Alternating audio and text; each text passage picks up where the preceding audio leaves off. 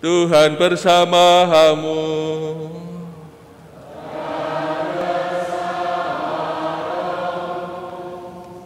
Inilah Injil suci menurut Lukas.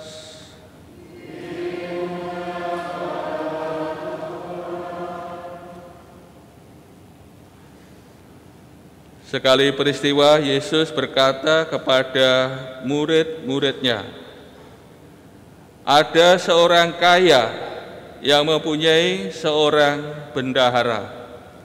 Kepadanya disampaikan tuduhan bahwa bendahara itu menghamburkan miliknya.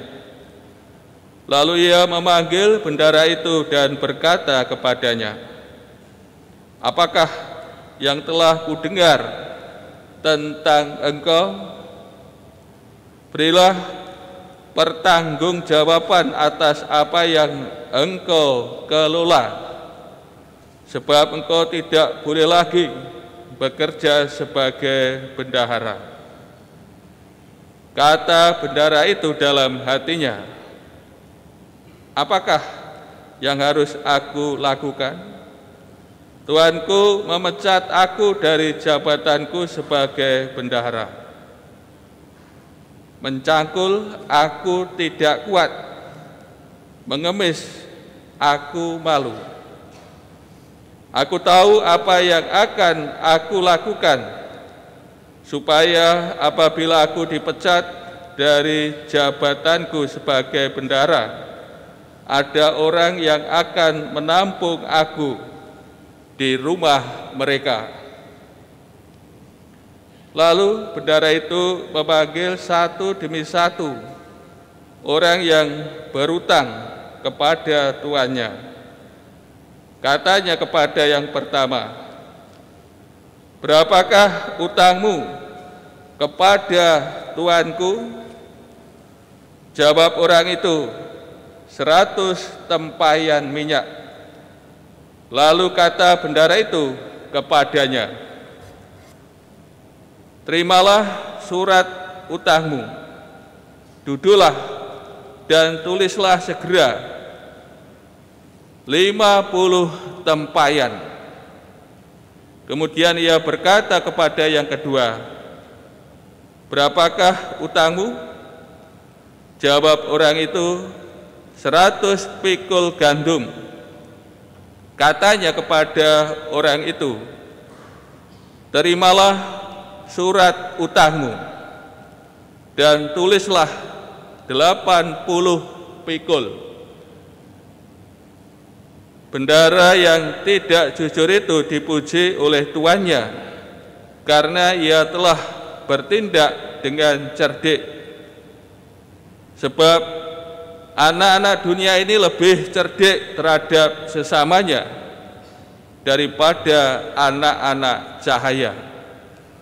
Aku berkata kepadamu, ikatlah persahabatan dengan mempergunakan mamon yang tidak jujur, supaya jika mamon itu tidak dapat menolong lagi, kamu diterima di dalam kemah abadi.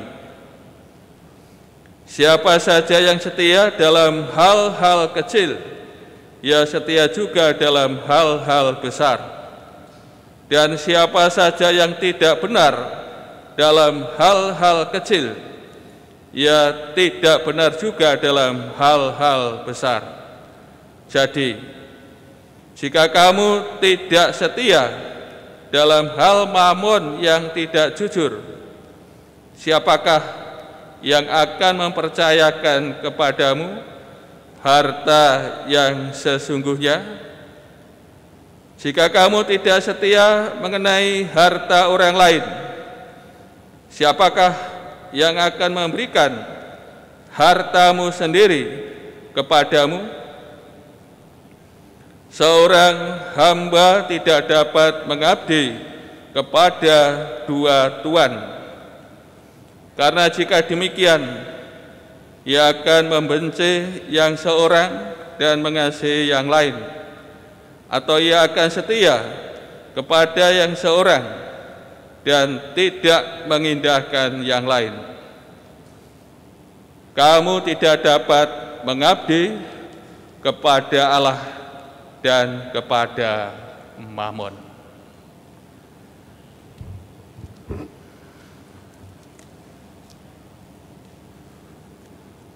Demikianlah sabda Tuhan.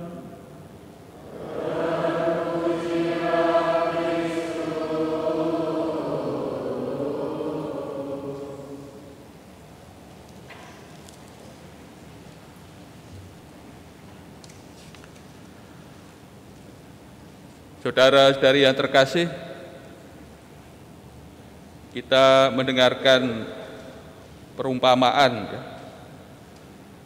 tentang bendahara yang tidak benar namun bijaksana.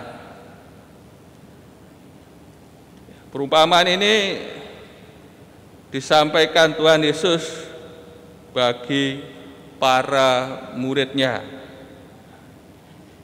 Perumpamaan ini dalam rangka pengajaran bagi para murid.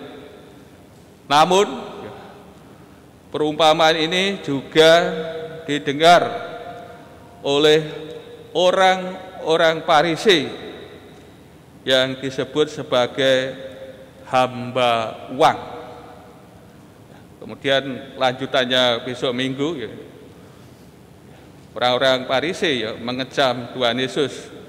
Lalu Tuhan Yesus menyampaikan perumpamaan untuk besok Minggu itu. Saudara-saudari kasih, seperti anak bungsu dalam perumpamaan minggu lalu menghamburkan harta, yang dihamburkan oleh seorang bendahara ini bukan harta keluarganya, namun harta majikannya.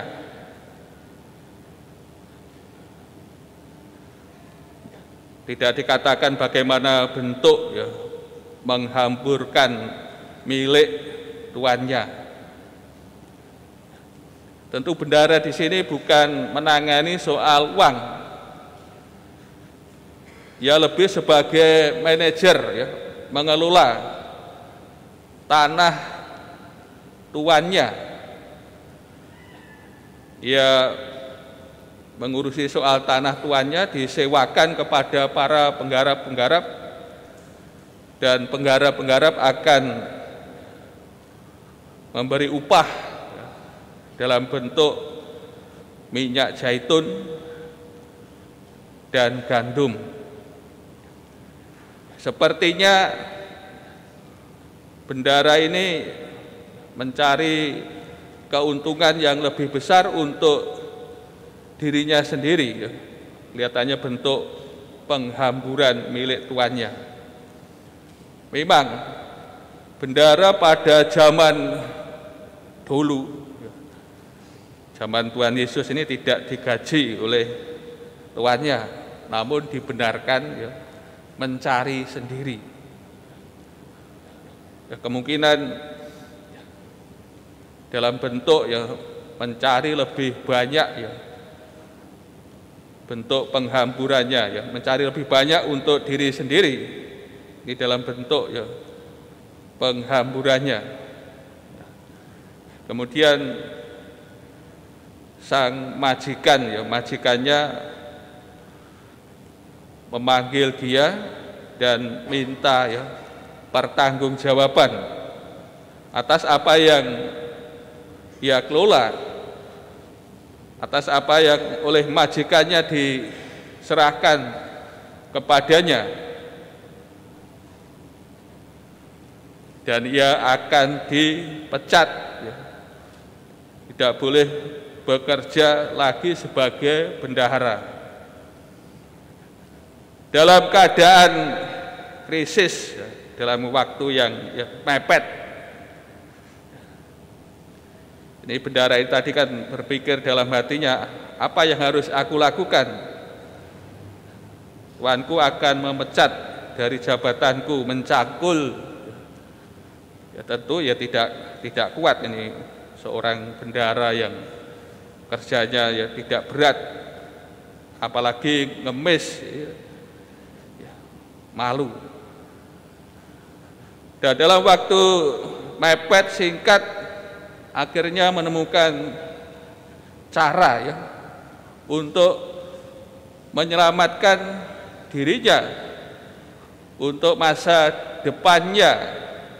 Bila ia dipecat oleh tuannya ya, masih ada orang yang menjadi sandaran, bisa menampung dirinya masa depannya. Tadi dipanggil dua orang yang berutang kepada tuannya ya. Pertama tadi soal berutang 100 tempayan minyak. Ya, tempayan mungkin ya galon atau drim. 1 tong, 1 drim ya, berisi sekitar ya 45 liter. Kemudian disuruh membuat surat utang yang baru ya, 50 liter, 50 tempayan.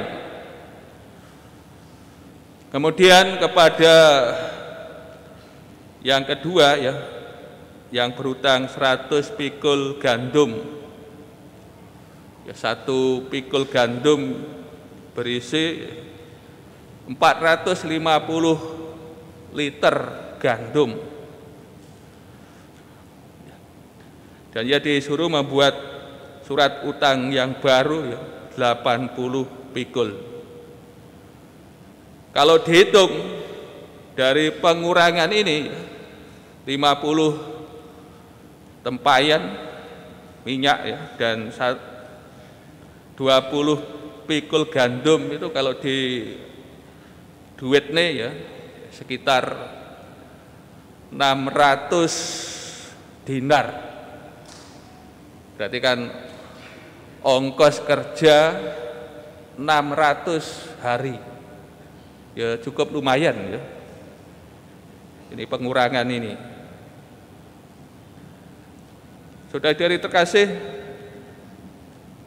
dan bendahara ini dipuji oleh tuannya ya, atas kebijaksanaannya, kecerdikannya,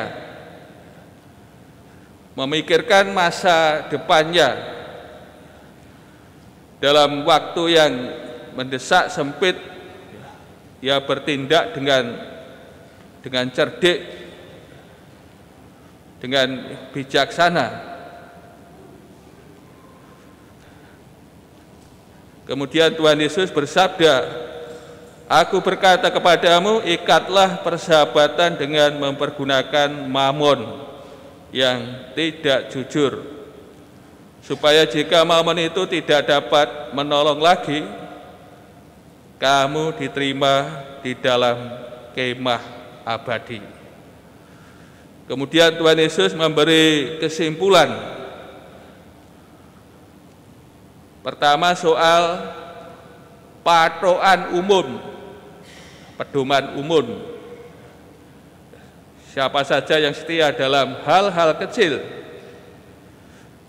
ia juga akan bisa setia dalam hal-hal besar.